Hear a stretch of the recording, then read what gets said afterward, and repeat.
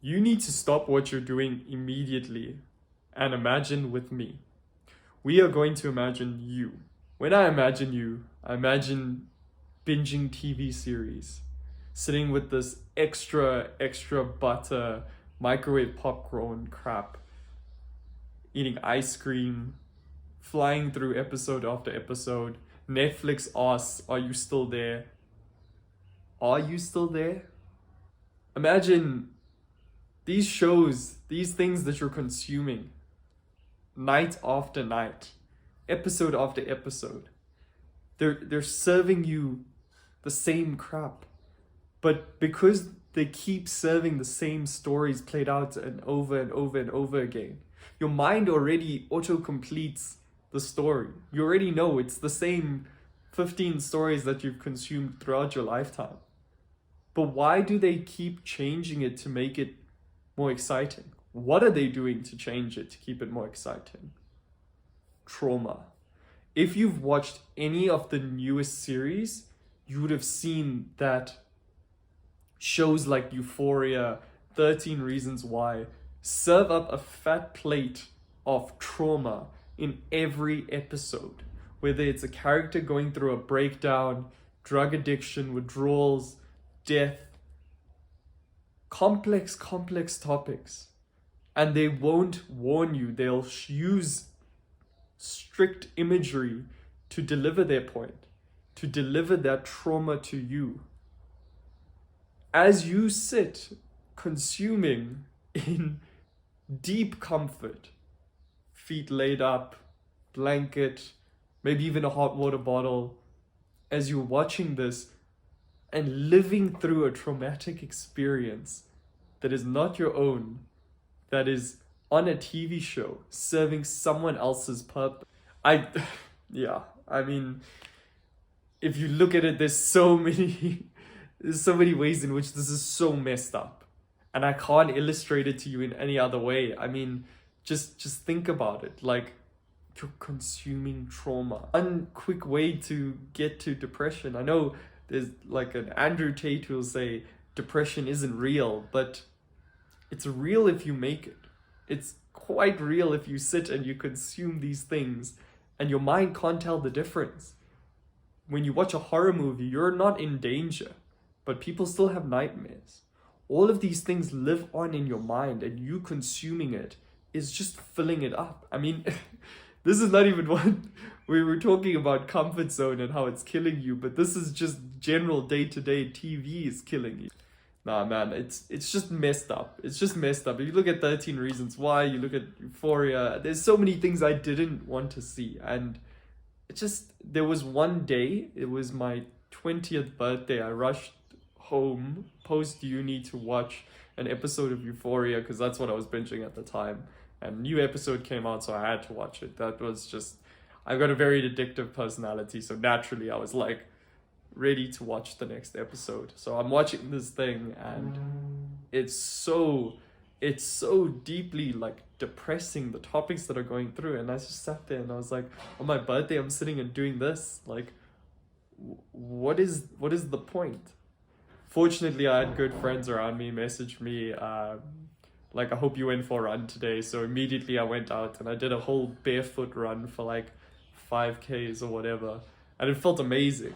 I realized also why you don't do a barefoot run, because you come through with like little like bruises and everything on your feet. We've got the softest possible feet, but yeah, like that's something that's real. Going and exercising, going for a run, conquering something, challenging yourself, these things are actually real. The comfort that we have in this modern society is TV and so on is pulling us away from what reality is. Okay, but let's go back to where we were. Imagining you lazy, right?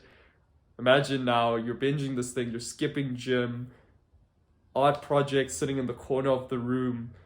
It's not had any progress from 2 weeks ago when you actually started for the first time. If you think about it, you've got all of this progress that gets stifled by the day-to-day. We've literally got a supercomputer in our mind, and we can't do what we need to do.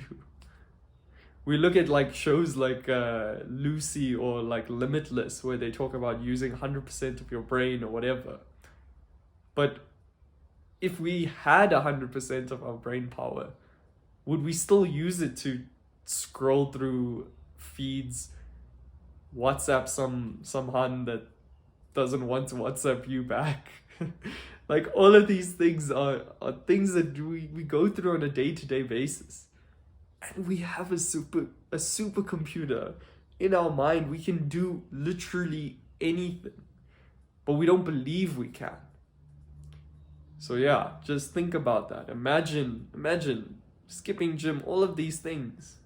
Imagine it all. Now, I want you to know that it doesn't have to be that way. Imagine now with me the you that you deserve to be. Every project you touch, you complete. You leave your stamp of uniqueness on it.